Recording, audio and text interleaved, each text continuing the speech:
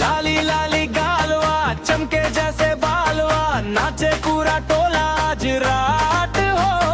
DJ पे beat जब बाजे दिलवा जोर से धड़के, सब लोग झूमे साथ साथ हो।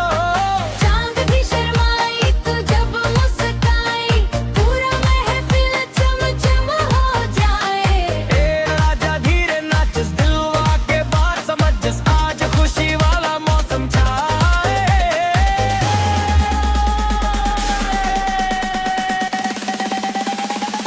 धम धम ढोल बजे, डीजे पे आग लगे, लाइटवा चमके चार।